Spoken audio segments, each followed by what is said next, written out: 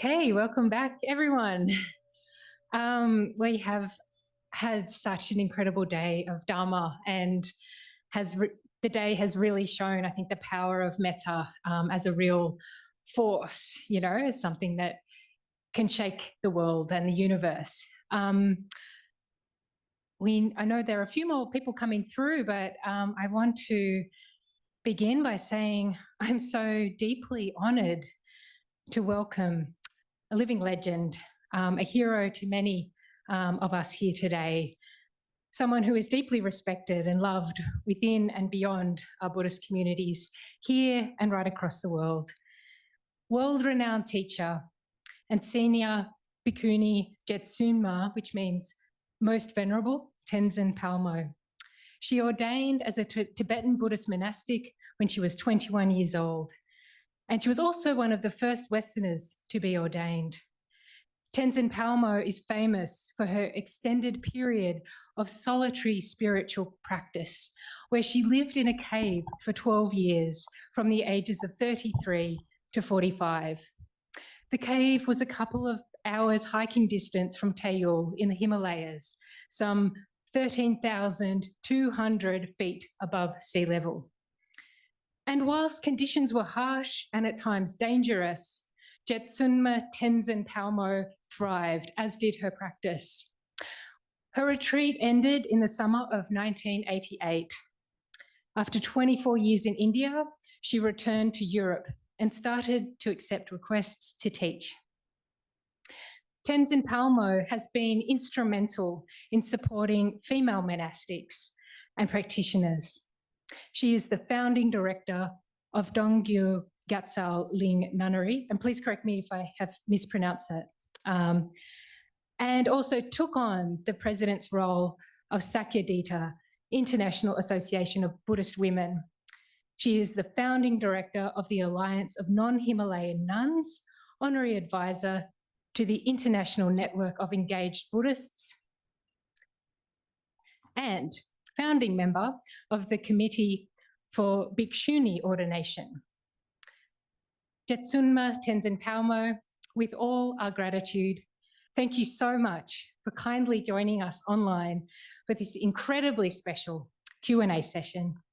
We are especially grateful that you're here with us today, as we understand this may be, and quite likely is, your last session with us publicly. And I also would like to welcome Tina. Tina is going to facilitate the Q&A session, and she's on her way. You're there, sorry.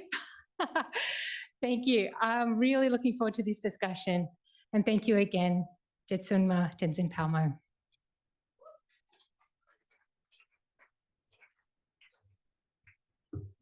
Hello, Jetsunma. Pay my deepest respects to you. So good to see you again. How are you? We're very well here. We just had several days of inauguration of our brother monastery down the road, which was honored by the presence of His Holiness the Dalai Lama. And so everybody was in a very joyful mood. And hundreds of people came from the various Himalayan regions like Ladakh and Kinnoor. It was very joyful. So we just finished that yesterday, and yeah, now we're here, slightly depleted. Well, I can't tell. You're still radiant. Jetsunma, thank you again so much for your time and answering some of the questions that we've received from the people who've sent them through prior to today. And Jetsunma, is it correct that today is potentially the last public talk that you'll be giving? No, I mean, I've retired from giving talks, but I'm still doing Zoom Q&As from time to time. Okay, especially good for to know. organizations. Good to know. Yeah. So we'll stop spreading that rumor, okay? Thank you. First question. Are we ready, Jetsunma? Please. Okay. So Jetsunma, I read that you had once made a statement to a Buddhist magazine that, quote, I have made a vow to attain enlightenment in the female form, no matter how many lifetimes it takes. Now, this is very inspiring, and I would love to hear more about why you chose to make this specific vow. Are there any advantages or benefits for practice by those in the female form or identify as female? Well, I mean, my initial impulse was because, you know, we are taught that we have to attain a male body in order to gain enlightenment. You know, you can keep a female body up until the last millisecond, but at the last moment, you need a male body. Otherwise, sorry, you can't get it. And I mean, personally, you wonder what it is about the male body that makes them different, that why that is so essential to enlightenment. You know, we all have arms and legs and kidneys and hearts. But so I thought, you know, there are so few inspirations in a female form that it's, you know, we really should. What's wrong with being a female? I think being a female has many, many advantages, including a closer connection with emotions such as loving kindness and compassion. I mean, most women don't need to learn that. Nature has already inspired them towards that because of their role in motherhood. And there are many, actually, you know, to my mind, many advantages in the female form, that we don't need to all be men. Nothing wrong with men. Men can stay men, that's fine. But there's no reason, no advantage just in having a male body. Everybody's getting a male body, then, you know, what's that saying for the women? And we can see when women get opportunities, the problem with having a female form previously was that in Buddhist circles, women did not have the opportunity scholastically or from the point of view of practice to really get on with the job. So they felt they needed to come back in a male body in order to be able to carry on with the studies and practice. That's not true anymore. Nowadays, nuns and lay women can study and practice on a par with the men. So why do we need to have a male body? I think a male body is often a big problem for the males, and we are very lucky to be in a female form. Indeed. Thank you. So inspiring. Next question. Buddhism teaches about personal responsibility due to one's actions, but prayers are also common amongst Buddhist traditions. So what's the purpose of prayers and do they work? I think it's very interesting that the human race everywhere have always prayed. What you're praying to might differ. I mean, you can pray to stones, you can pray to God, you can pray to nature, you can pray to dakinis, you can pray to Buddhas and Bodhisattvas, you can pray to Shiva. Doesn't matter who you're praying to. There is something within the human heart which, especially in times of trouble and distress, invokes blessings and help from whatever form they happen to believe in or not even believe in. I mean, a lot of people nowadays say, well, I don't believe in God, but if there is a God, please can you help me? There is that sense of invoking blessings and benefits from some unseen source which is there to help us. And I think it's very true. In Mahayana Buddhism especially, you know, we are encouraged to invoke the blessings of the Buddhas and Bodhisattvas. And the idea is that even, especially in Tibetan Buddhism, they have different departments for different kinds of blessings. So if you want wisdom, you pray to Manjushri. And if you want a long life, you'll pray to White Tara. If you want to be healed, you pray to the Medicine Buddha. If you are wanting help in general, you can pray to Tara or to Chenrezig. And it's like a kind of government bureaucracy, right? If you have taxation problems, you don't write to the Prime Minister or the Minister of Health, you write to the taxation department. That's much quicker.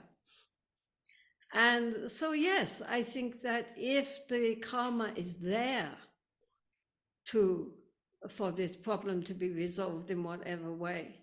That the Buddhism Bodhisattvas, or whatever you want to call them, will give aid. They will. If we open up, the blessings will come. So, as I say, this is something which is universal in all human societies, unlike animals. In all human societies, somehow we have this innate need to invoke a higher power.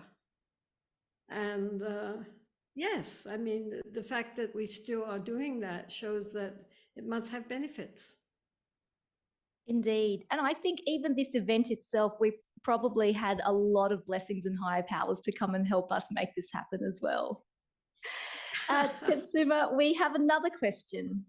So we heard earlier in your bio, you spent 12 years in a cave in seclusion. So what benefits are there for practitioners in undertaking seclusion, whether for short or longer periods of time?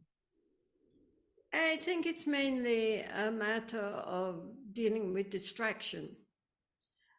While you're alone, then presumably there is much less outer distraction, other people, and are, you know, dealing with other people. That all goes, you're just left with oneself. And it's one of the few occasions in one's life where one is alone with oneself. And so this is when all sorts of interesting things happen in the mind, when there are no outer distractions and one is just completely alone with one's own self. It's a very unique situation, and how to deal with that skillfully or unskillfully, that's why we have practice. But it is a very unique opportunity to get to know oneself. Indeed. Someone's actually just asked a very practical question. How did you get food and water? Well, in the summer, I had a spring, which was about half a kilometer from where I lived, and I had a, big container to carry water. In the winter, one melted snow. Of course, melting snow, if anyone's ever tried it, you get this much, and then you get this much water. But, I mean, again, one was not using that much water, really. You weren't taking daily showers and things like that. So, and I would usually gather basic ingredients like rice and flour and dal, etc., for 6 months at a time, and store them in the storeroom. And at the same time, in the summer, I was growing vegetables like potatoes and turnips and radishes and things. And then turnips and radishes can be cut up and dried for the winter. And potatoes, of course, can survive the winter quite happily. So in that way, you just store up for a few months at a time. Wow, amazing. Another question and about... it's, I mean, Lahul is quite cold, so it's not like, food goes off very quickly, because it's not, especially inside the cave, it was cool enough that you could keep things almost like a refrigerator. Incredible. Another question about practice, that's solitary. What advice do you have for someone who wishes to undertake dedicated solitary practice? Most of my previous training has been in Burmese originating traditions, and Burma does not have a formally organised forest tradition. Yes, well, I think it's really excellent that they have done this practice in Burma first, because when people say they want to do a solitary retreat, I normally say, well, first you should do group retreats and retreats with instruction, so that you have proper guidance on how to do a retreat, and especially when problems come up in the mind, how to deal with them skillfully and take them on the path. If one just immediately, jumps into doing a solitary retreat without any background guidance, then probably a lot of problems will come up which one won't know how to deal with skillfully. So it's excellent that they did this very, very well maintained practice in Burma. Burma is wonderful. I mean, so sad with the military takeover, because Burma was an excellent place for people to get a real grounding in practice before they attempt anything a bit more ambitious. So it's good. The important thing is to recognize just that the mind, if we are not in a situation where there is a lot of distraction or, you know, a lot of external interconnection, then the mind tends to set up its own entertainment program. And so we have to be very careful to observe that this is happening and put a stop to it in a kind and friendly manner, but very firmly. So if they have already done a number of retreats in Burma in a guided situation, they shouldn't worry about doing solitary retreats. They will know what to do, and they will have the answers to the various challenges which arise. And they should rejoice. The most important thing in practice is to do it as much as possible with joy and enthusiasm. Because if we enjoy doing something, then even if it's challenging and difficult, we don't mind, because we are, you know, we are having fun in a way, you know. And so even when there are problems and difficulties, we are not overcome by that, because we just take that onto the path. The difficulty is not a difficulty if we see it as an opportunity for learning more and understanding. So it's good to do first group retreats with good guidance and clear up all the questions we have about the practice, and then to go off and you know, practice in isolation for a while. It doesn't have to be a long time. The time is not the important thing, but the ability to really let go and be with the practice is the important thing. Yeah, it's so many inspirational gems in there. Thank you. So for those who have already gone on retreat or looking at going on retreat, how can they apply the benefits of meditation retreats when we return back to our busy lives? Well, I think the really important thing is that what we're trying to do is to understand the mind and to cultivate awareness or mindfulness. This is the important thing. I mean, the Buddha himself said, you know, let the wise man tame his mind. A well-tamed mind brings happiness. That's what we're trying to do. In the first stage is to tame the mind, have a mind which is supple and workable, and will, you know, do what we want it to do when we want it to do it, instead of going off on its own track. And so if we have managed to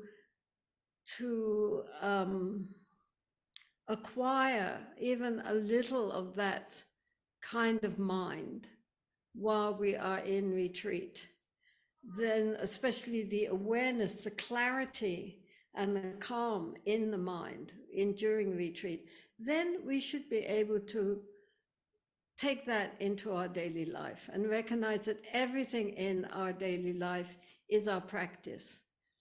One point is that while we're in retreat, we are acquiring certain qualities like more awareness, more clarity, and so forth. But certain qualities are not really being developed, such as, you know, generosity, loving kindness, compassion, patience, which we can sit on our seat thinking, may all beings be well and happy and free from suffering.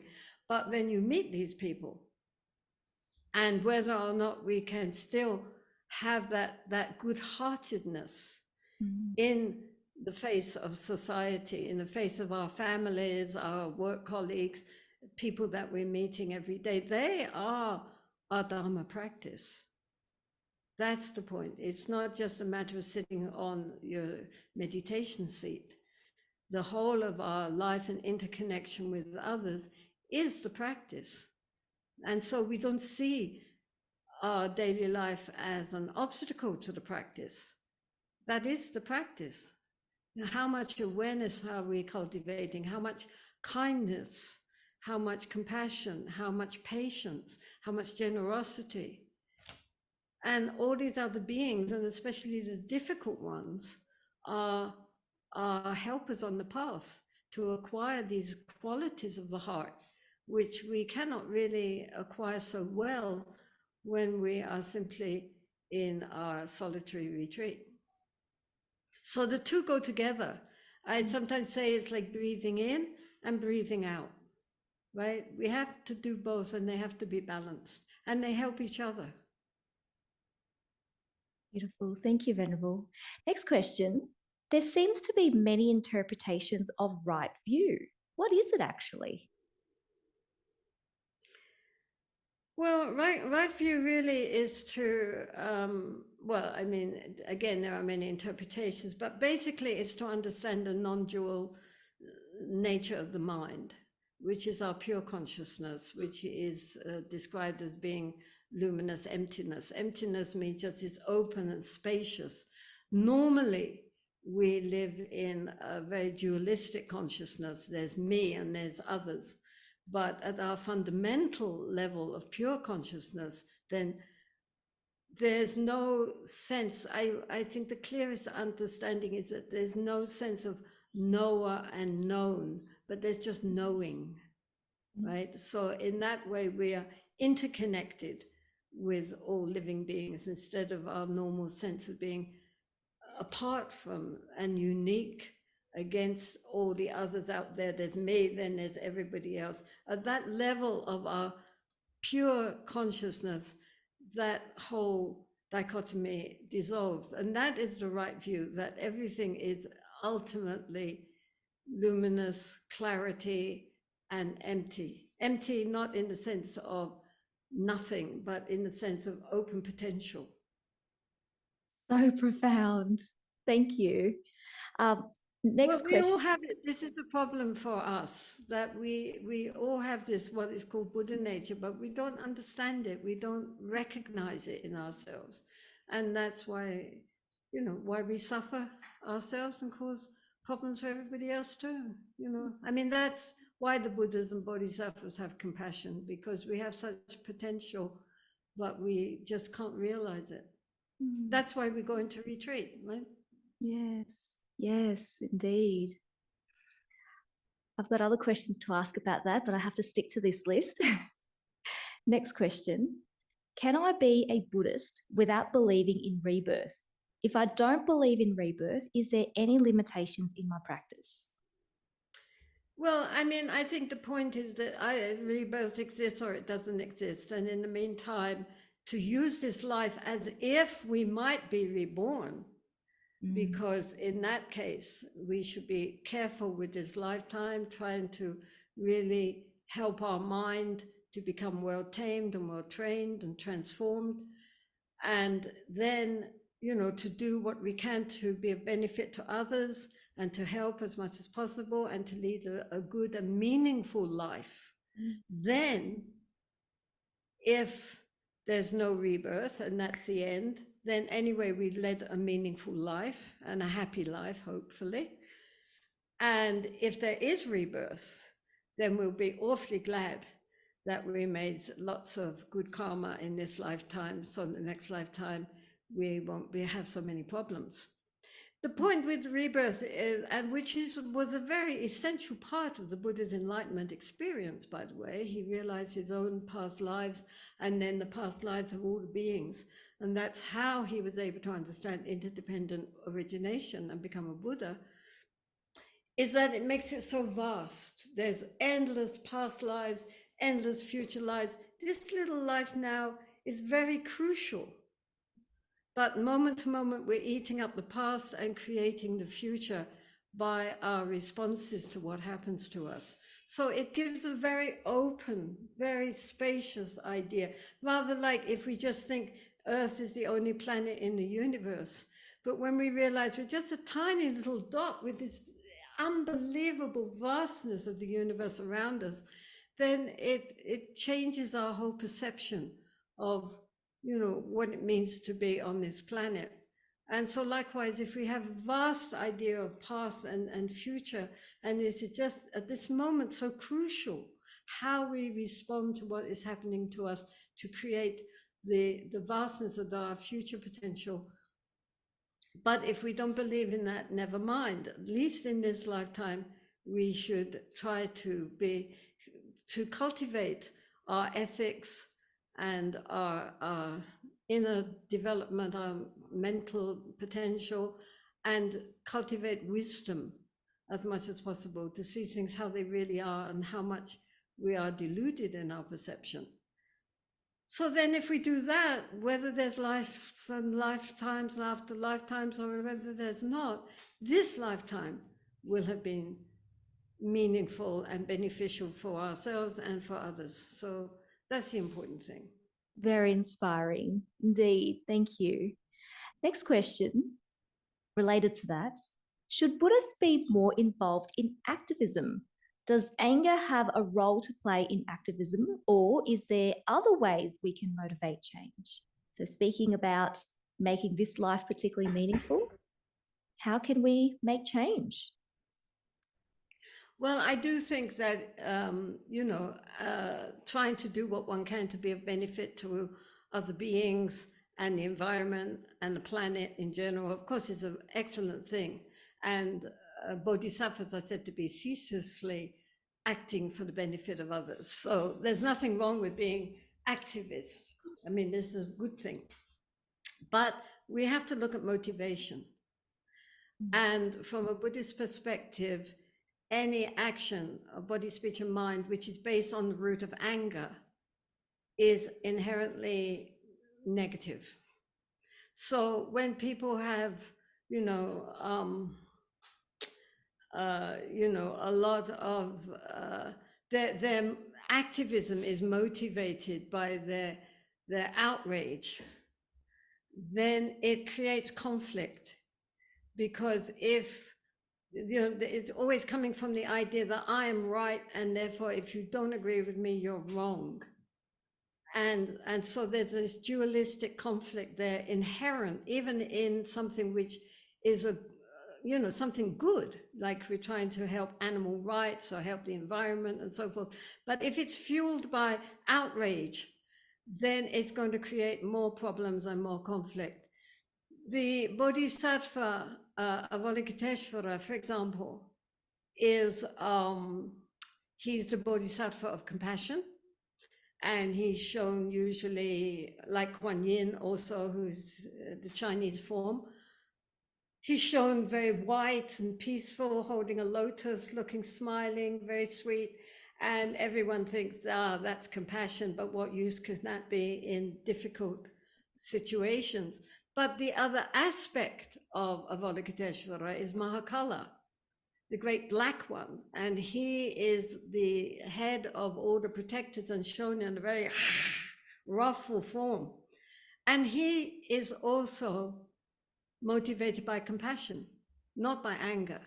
He might appear very fierce, but actually it's just because he sees that the people who are doing these wrong things and doing harm to others and to the environment are hurting themselves and as well as others. And so he feels great compassion, not only for the victims, but also for the perpetrators. Doesn't mean he doesn't stop them.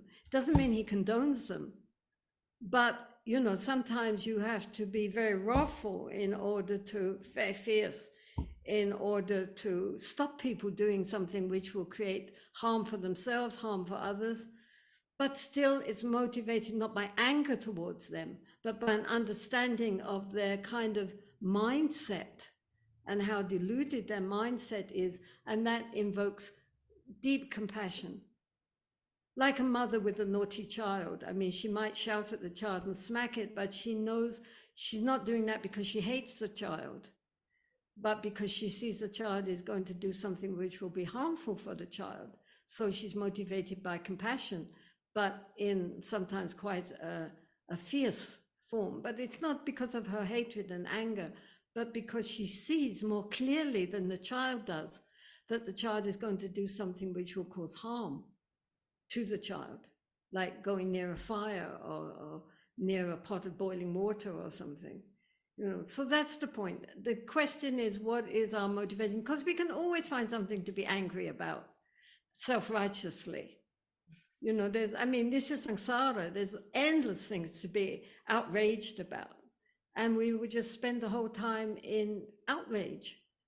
But that is not a skillful state of mind. And it doesn't invoke wisdom along with compassion. So I would say, yes, be activist and sometimes be quite tough, but make sure that your genuine motivation is compassion and wisdom and not the root of anger and hatred and So division. Sorry. So there could be the appearance of that fierceness. But you can appear very, very fierce, But like Marpa with Milarepa or Tilopa with Naropa, they made them do the most awful things. But it wasn't because they hated their disciples, but because they knew that this was the only way to help them to purify and go on the right path. So it's the Buddha said that karma is intention. And so this is the point. What is our underlying motivation for our actions? Yes, thank you. And next question. What is your advice for the younger generation in this rapidly changing world where capitalism reigns and consumption is king? Well, it is very, very difficult being a young person nowadays. I think one of the, thoughts about rebirth is, my goodness, you have to come back and go through the whole education system again. And, every time it becomes more and more challenging to, leading a sane and beneficial kind of life. But young people, despite all the problems, they do have a basic intelligence. And by now they should be able to see that, for example, rich people are not necessarily more happy than, ordinary people. And as the Buddha said, greed is like salty water. The more we drink, the more thirsty we become. So I think that if young people could, understand the importance of contentment, of awareness, of kindness, now that they are teaching more about mindfulness and meditation in schools and to young people, to get them centered, to recognize their own inner clarity would be very helpful, because they are bright, they are intelligent. We get students also coming like from America and Europe. And one of the questions that they always ask young, teenagers is, how can I make my life more meaningful? What is the purpose for my life? And that's a very important question to ask when you're a teenager. What am I doing? How can I use my life to be a benefit to myself and to be a benefit to others?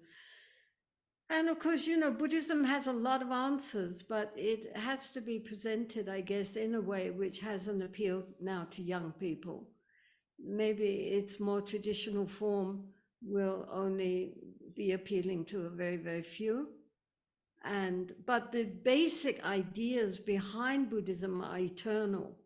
They are not just Buddhist, right? There's so many qualities of the heart and the mind which anybody can cultivate. It doesn't mean they have to believe in Buddhist dogma. And that should be brought out in a way which can be of an appeal to the younger generation as much as possible, especially cultivating awareness, cultivating kindness, cultivating contentment, cultivating patience, and how to reach out to benefit others in society that are so much in need. Young people love to help if they're given the right kind of motivation for doing so, and some guidance on what they can do to be helpful. And this, I think, the Buddhist centers can definitely show the way. without it becoming, too dogmatic. Thank you. I mean, we have our nunnery is full of young girls, some very young, some mostly teenagers, early 20s and 30s. And of course, they're nuns and they're having a very formal practice, but nonetheless, they're very happy. And everybody that comes to the nunnery is struck by how friendly and happy the nuns are, even though they're leading a quite disciplined life. So it is possible as a teenager to be happy and at the same time to feel that you're really doing something worthwhile with your life and you're not just wasting your life on hedonistic pleasures. Thank you, Jetsunma. Some really inspiring words for not just the younger generation, but I think applicable to all of us. So thank you. Oh. Our next question is this. How do we manage fear or anxiety and the mental and physical stress or suffering that comes with it? For example, fear of aging, sickness, and death, which are all inevitable, but the fear that may arise from it. Well, I mean, I think the important thing is not to be afraid of fear and create a double problem. So when fear comes, rather like fear of old age, as you say, or fear of what's going to happen in the future, fear of death, fear of anything, global disasters and so forth. I mean, the media is endlessly feeding fear into the population because a paranoid population is very easily controlled. So they are endlessly trying to make people more and more anxious and paranoid. So the point is that if in meditation, for example, one of the most common feelings to arise is fear. And the point is not to suppress it, but allow the fear to come up and basically say, hello, fear, what's your problem? Don't worry, and embrace fear with a kind of loving kindness and allow the fear to speak. Because normally we don't want to hear what fear has to say and we push it back down into the darkness. And we need to bring the fear into the light and look at what it is afraid of, but with kindness, with compassion, and get it to express itself without fearing what it's saying. And gradually, that helps to dissolve our fear. It's no longer become so fearful because we have accepted it. We are not rejecting it, because normally any unpleasant feelings, we reject them. We don't want them. We want them to change. And that in itself creates a problem and an obstacle. So what we need to do is to accept it with kindness and love and look into what it's trying to say to us. And that in itself begins to transform the emotion into something which becomes acceptable and which we can work with. Such a hopeful I mean, there's a story which I'm sorry, I'm losing my voice. Okay. I am too, actually. Of this yogi who was living in a cave, and he came back to the cave one day, and there were these 5 demons in the cave sitting there glaring at him. So then he starts to say this very fierce mantra to get rid of these demons, and then the demons all just look at him and laugh. And then he thinks, oh, that didn't work. So then he sits and he thinks, empty, empty, empty. It's all empty. It's all just my mind. Then he opens his eyes and the demons are still sitting there. And then he says, okay, you're welcome. Please just sit there. I'll make us a nice cup of tea and we'll all have a little tea party. So then he turns around, he lights his fire and he puts his pot and he boils up for tea. And then when he turns around, all the demons have turned into beautiful local deities who promise that they will help him and support the Dharma, and anything he wants, he can have. So that's the point. As long as we try to avoid it or get rid of it or dispel it, it will grow more. But as long as we accept and welcome and embrace and are kind, then of itself, it will transform. So that's the point with fear, is to give it lots of loving kindness and acceptance. I love that story. Thank you. Actually, at this venue, there's a security guard who came and saw us this morning. And he said, if there's any difficulties at all, I am here to chuck anyone out of this venue for you. And it must have been the Metta in this room, because he actually ended up being our usher outside. He was so sweet and so kind, and he's telling everyone, this is the way, and you go up this way, and here's the toilets. So the security guard just completely transformed. That's it.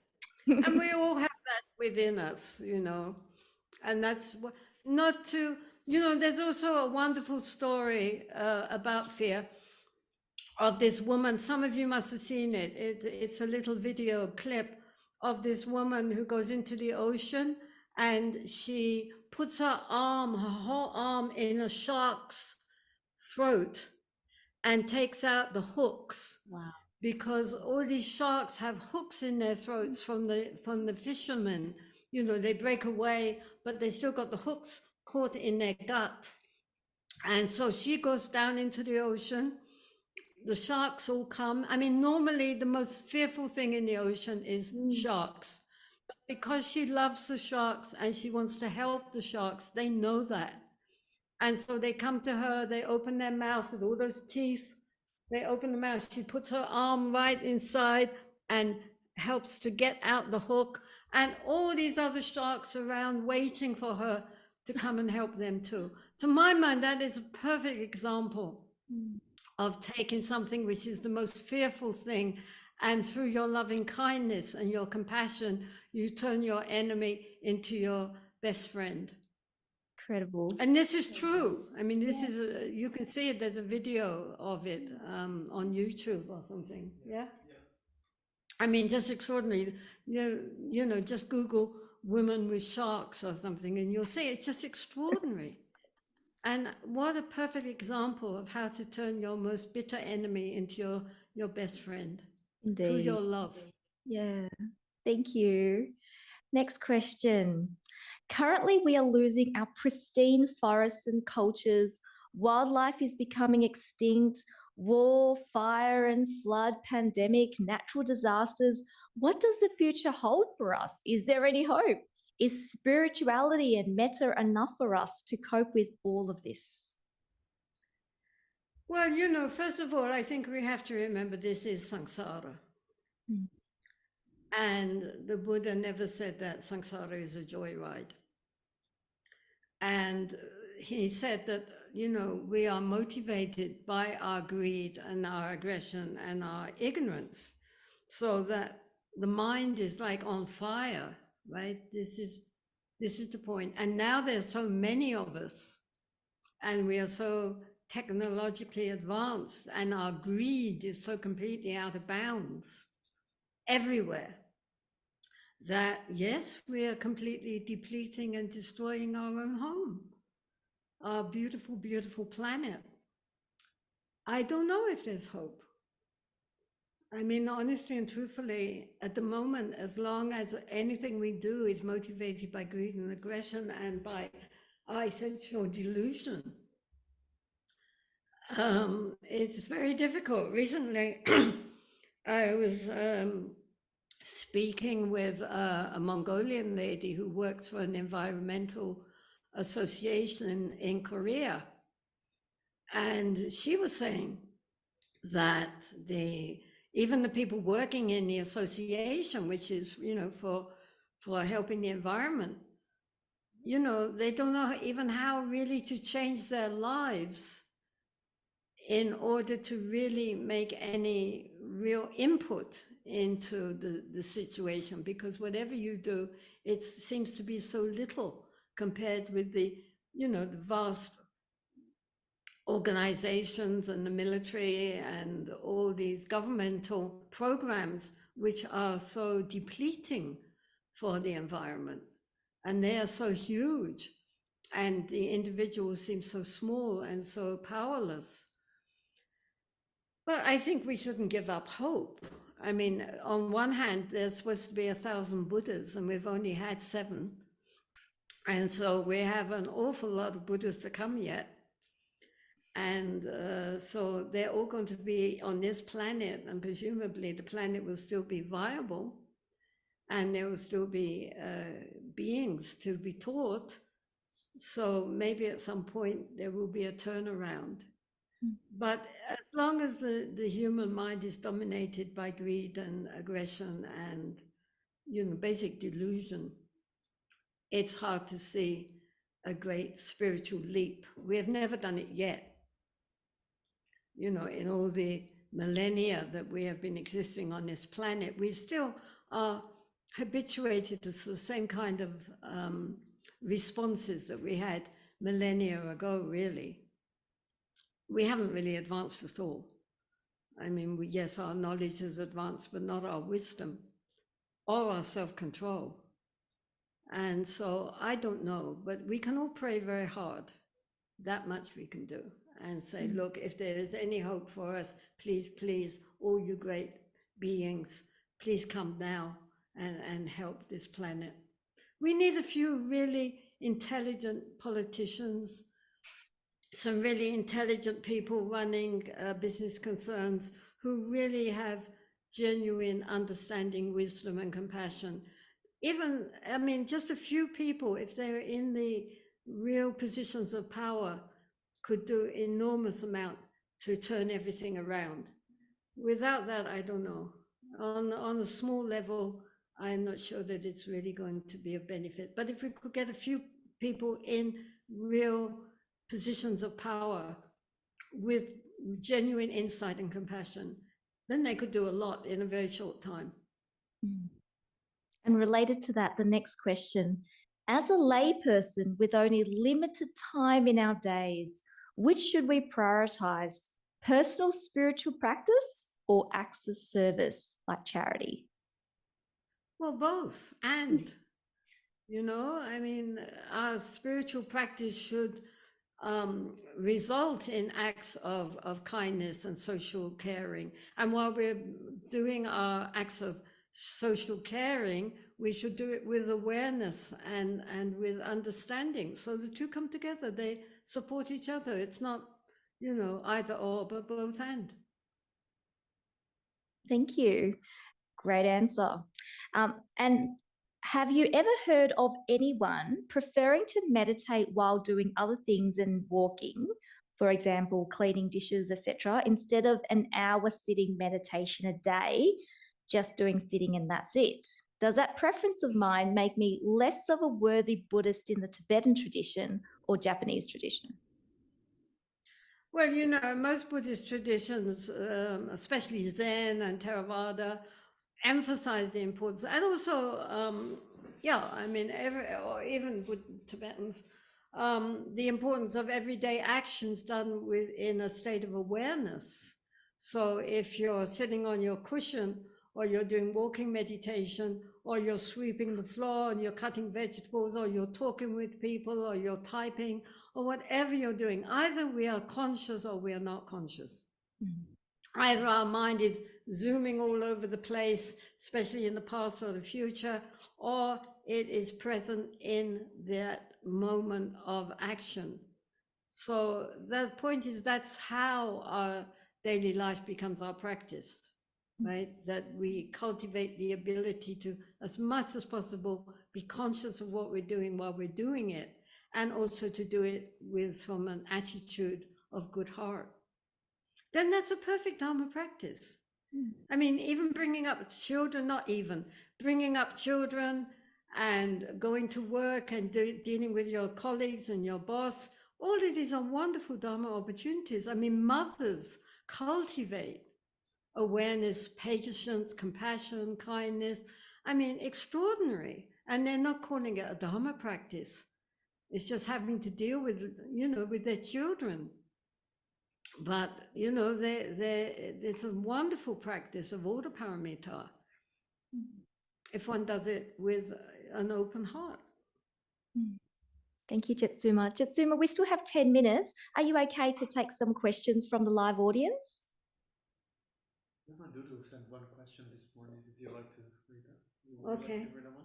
Okay. We have one question here that Pema Doodle sent. I'm going to read it if you don't mind. That's fine, yes. If you can read closer to the microphone so we can hear it, that would be wonderful. Sure. So it says, I'm just beginning my studies in contemplative psychotherapy with the aim of supporting people as a counselor. What does Jetsunma see as the main obstacle that Westerners face in seeing their basic goodness?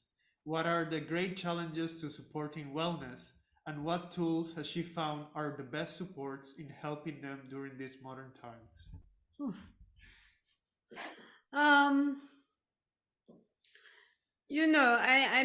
I think one of the problems is that in the West, people don't really know much about basic goodness. In our religious traditions, it's mostly about how we're sinful and how we need somebody else to come along and save us.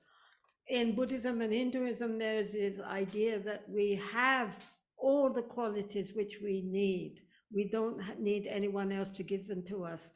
But what we need to do is to recognize them and to use our daily life to cultivate those qualities, which we already innately have.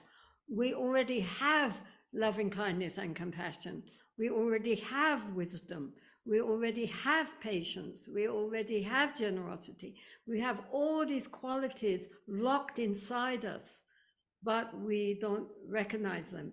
The traditional example being a beggar who has a treasure buried in his hut under the ground, but he doesn't know it. So every day he goes out and he begs and he gets a few rupees and thinks himself, doing well. And all the time he's a multimillionaire, but he's not looking in the right place.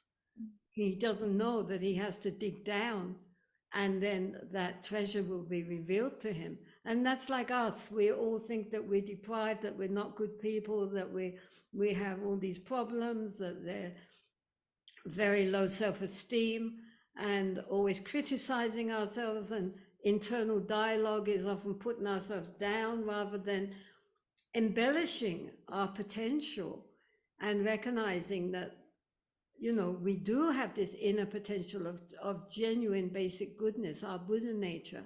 And all beings do, not just I have Buddha nature and everybody else is just an ordinary sentient being. All beings. This is in Vajrayana, the pride of the deity, that you see yourself as the deity and recognize that's our true nature, if only we could see it.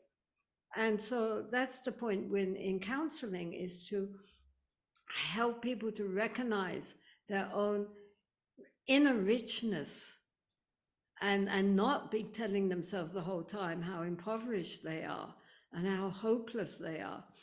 When I first met the 16th Karmapa, not the 17th, but the 16th, the previous Karmapa, I was just sitting there with a group of people and he wasn't looking at me at all. He was talking to these other people. And then suddenly after about 5 or 10 minutes, he turned around to me and he said, your problem is you don't believe in yourself. If you don't believe in yourself, who will believe in you? And that's it. We don't believe in our own inner potential. And if we don't believe in ourselves, others will not believe either. So yeah, as a counselor, I think it's very important to encourage people to really believe in their own inner qualities, which are innate and just have to be discovered and recognized. So Pamela, keep going. Thank you. Are there any other questions there, or can I ask some of the questions that's come through in the chat here? Go. Great, thank you. So earlier we were talking about practicing in solitude, and someone asked what to do when one experiences loneliness in solitude. How do Buddhists handle and understand this particular feeling? I think it's very important to make friends with yourself. If we make friends with ourselves, then we always have a good friend with us the whole time, and then we don't feel lonely. So the Buddha himself started by saying, you know, first we have to get a calm and clear mind through shamatha. And along with that, we give ourselves thoughts of loving kindness, compassion, and rejoicing and equanimity. And he said, you start with yourself. Now, if we think about it, who are we sending love and compassion to? Right? I mean, we are not sending that to our innate Buddha nature, because our Buddha nature is love and compassion. Doesn't need us to send it anymore. So who are we sending? So who are we saying when we say in the scriptures, it says, may I be well and happy, may I be free from suffering, and so forth? Well, obviously our poor little ego, our sense of self. I mean, Buddhism looks at always as ego bashing, but actually, if you look at how it's done, first you start by having a very well-balanced, healthy sense of self. Then that well-balanced, healthy, friendly sense of self is going to walk the path towards ultimately the dissolution of the self. But we can't walk the path if our self is sick or unhappy or feeling in any way unbalanced. So shamatha creates a very well-balanced, healthy sense of psyche. And then at the same time, we give ourselves friendliness. Metta means to be a friend. That's the root of that word metta or maitri is friendship. So we make friends with ourselves because we can never leave ourselves behind. Wherever we go, we take ourselves with us. Even in sleep, we have ourselves. So what we need is a happy, friendly sense of self. Because if we have a healthy sense of self, we are not thinking about ourselves. So along with may I be well and happy and free from suffering, then may those I love be healthy and free from suffering. Those strangers I've never thought about, may they also be healthy and psychologically happy and free from suffering. And then all those people out there that are so difficult to me, may they be happy and free from suffering. Then all the world.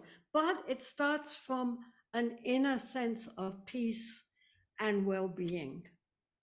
And if you have that inner sense of healthy, peaceful, friendly feelings towards oneself, then one does not feel lonely.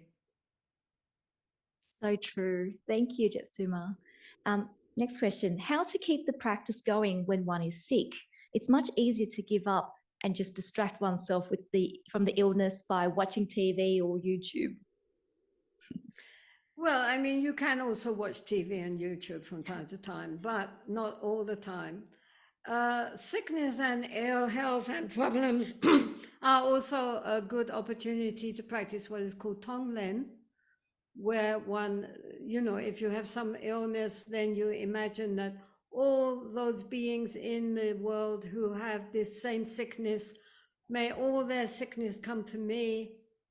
I will take on their sickness, and from the innermost resources of my being, I will give out good health to them. So imagine all breathing in all the darkness of their sickness and breathing out the light of one's inherent well-being. This is very good because it stops us lying there feeling sorry for ourselves and creates a sense of empathy and compassion for all those other beings in the world who are maybe not in such comfortable situation as we are and don't have medical attention the way that we do, that all their suffering can come onto us, and we will take that joyfully and give out well-being and health for them. Wouldn't that be wonderful? I mean, wouldn't that be wonderful if we could take in all their suffering and replace it with good health? I would be happy to take their suffering. if they themselves could all be happy and in a state of well-being. So that's a very useful way of using our suffering, any kind of suffering, that we, instead of getting locked into our own self-pity, it opens up our hearts to embrace all beings. Thank you so much, Jetsunma, for your time and sharing. It's always such a privilege to share this space with you and have conversations with you. And your wisdom really just touches us in the heart. I can see the people here in the audience, lots of smiles, lots of nods, people online, lots of thank yous. So thank you. And I sincerely wish you good health, long life, and much, much happiness, so that you can continue the amazing work that you're doing. Thank you so much, Jetsunma, and I hope we have an opportunity to meet again. Really lovely to see you all, and indeed, may you all be well and happy. Thank you. Thank you so much.